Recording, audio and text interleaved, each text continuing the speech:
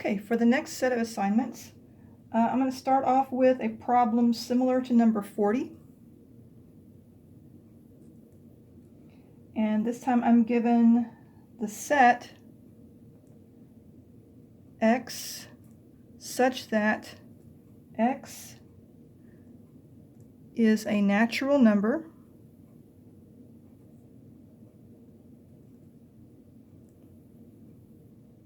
less than 3.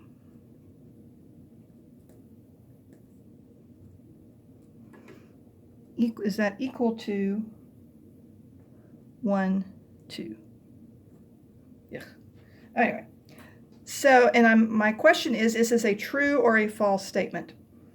Well, the natural numbers, they're called natural numbers because they're the ones you first learn. They're the counting numbers. So it starts, 1, 2, 3, 4, 5, going all the way up. Okay, there are no fractions, there's no decimals, there's no weird stuff, there's no negatives. And so with that set here, if you start off with 1, 2, 3, 4, 5, and you want the numbers that are less than 3, that's 1 and 2. And so yes, this would be true. Okay. Okay, the next problem is going to be similar to problem number 44. So this is number 43. And you're given the statement, the set of 2, 1, and 7 in union, that's the U there, with the set 1,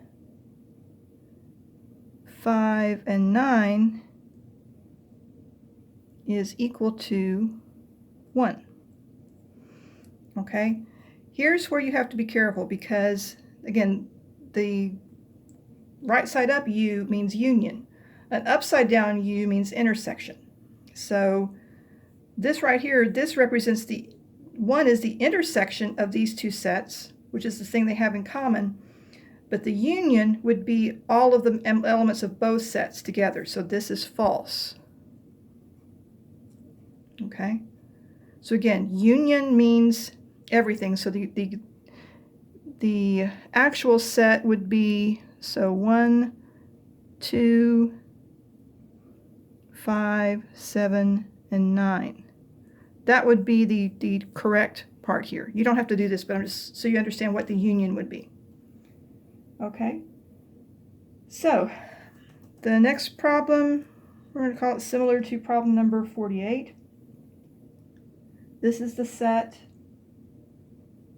3,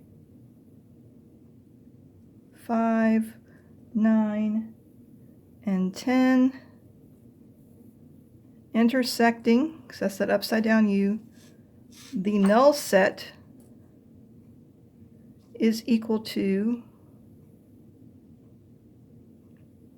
3, 5, 9, and 10. Okay, so again, here's the problem here. If I had done a union of this set with the empty set, this would be correct. But the null set has nothing in common with any other set out there because it's the empty set, right? So this is also going to be false. Okay.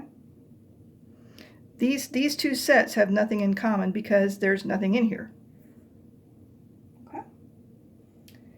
And then the last problem I'm going to work here, you're given several different sets, and I'm just going to list the ones that I care about for this problem. Set B is equal to 2, 4, 8, and 10. And set D is 2 and 10. And the question I'm asked is whether set B is a subset, that's the weird C with a line under it, is a subset of D. Okay, and you generally would write it like this. You actually can flip this symbol around and go the other direction. It's basically, you've always read the open end is toward the bigger set. Okay, the closed end is toward the smaller set, so B is a subset of D, is the question I'm asked. So here's B, and here's D. Real big indicator here is that there's more things in B than there are in D, so you know this is going to be false. Okay, aside from that, okay, there are elements in this set that are not in this set. So this is not, B is not a subset of D.